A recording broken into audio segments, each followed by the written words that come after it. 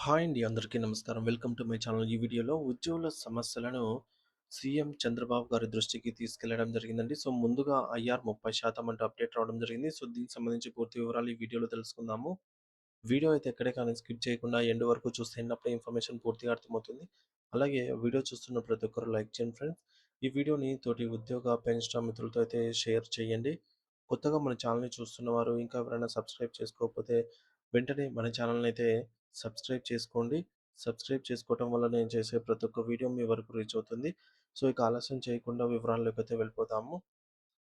Friends ఇక విషయానికొచ్చినట్టయితే ఆంధ్రప్రదేశ్ రాష్ట్ర వ్యాప్తంగా సుమారు 6,00,000 మంది ప్రభుత్వ ఉద్యోగులు, ఉపాధ్యాయులు మరియు పెన్షనర్ల చిరకాల స్వప్నమైనటువంటి వేతన సవరణ మరియు ఇతర ఆర్థిక ప్రయోజనాలపై ప్రభుత్వం ఒక కీలకమైన ముందడుగు వేసింది.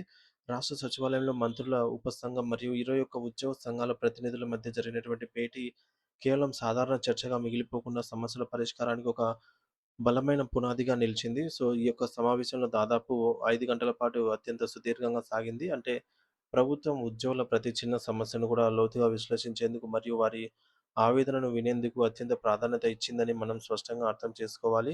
ఈ యొక్క సుదీర్ఘ చర్చల సారాంశం ఏమిటంటే త్వరలోనే 12వ పీఆర్సీ కమిషన్‌ను ఏర్పాటు చేసి అది అమల్లోకి వచ్చే వరకు ఉద్యోగులకు ఆర్థిక వెసులుబాటు కల్పించేందుకు మధ్యంతర భృతి ఐఆర్ ప్రకటించాలని ప్రభుత్వం ఒక ప్రాథమిక నిర్ణయానికి వచ్చినట్టుగా తెలుస్తోంది. అయితే ఈ సమావేశం ముగిసిన అనంతరం రాష్ట్ర ఆర్థిక శాఖ మంత్రి పయ్యావుల కేశవ్ గారు మీడియాతో మాట్లాడుతూ అత్యంత కీలక వ్యాఖ్యలైతే చేశారు. ఉద్యోగులందరూ కూడా మా కుటుంబ సభ్యులే. వారి సమస్యలను పరిష్కరించడం మా బాధ్యత అని ఆయన పేర్కొనటం ఉద్యోగ వర్గాల్లో కొంత ఆశలైతే చేయడానికి కారణమైంది.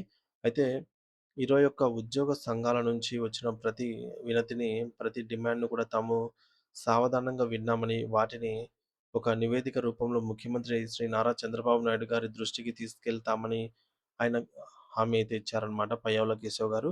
ఇక రాష్ట్ర ఖజానాపై ఉన్నటువంటి ఆర్థిక భారాన్ని మరియు ఉద్యోగుల అవసరాలను సమతూకం చేస్తూ సాధ్యమైనంత త్వరగా అంటే యుద్ధ ప్రాతిపదికన ఈ యొక్క సమస్యలకు పరిష్కారం చూపేందుకు రాష్ట్ర ప్రభుత్వం కృషి చేస్తుందనైతే ఆయన వివరించారు. ఇక ఉద్యోగుల సంఘాల నుంచి వచ్చినటువంటి ప్రధాన డిమాండ్‌లేమిటంటే, నిత్యావసర ధరలు ఆకాశాన్ని తాకుతున్న ఈ తరుణంలో పాత జీతాలతో ఇల్లు గడవటం కష్టంగా ఉంది అని, అందుకే వెంటనే పీఆర్సీ కమిటీ వేయాలని వారు కోరారు.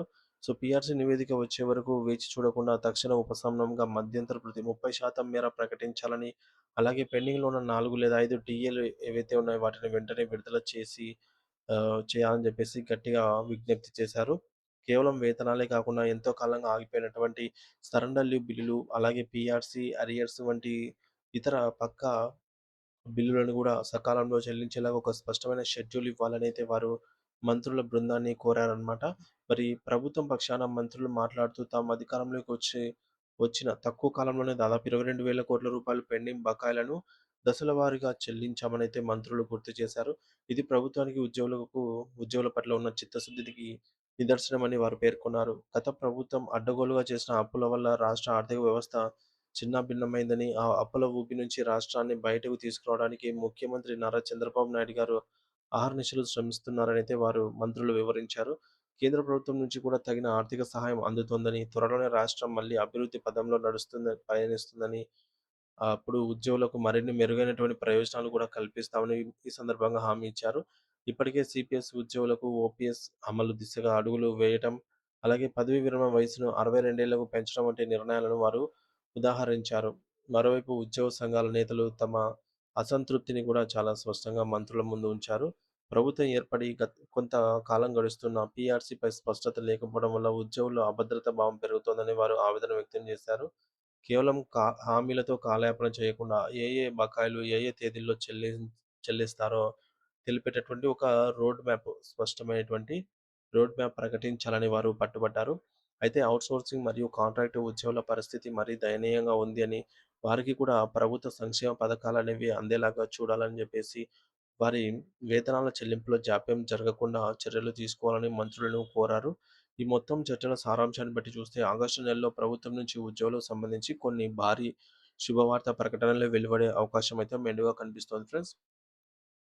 సో, మరి దీనిపై మీ అభిప్రాయం ఏమిటనేది ఖచ్చితంగా కామెంట్ బాక్స్‌లో కామెంట్ చేసి తెలియజేయండి. Thank you for watching this video.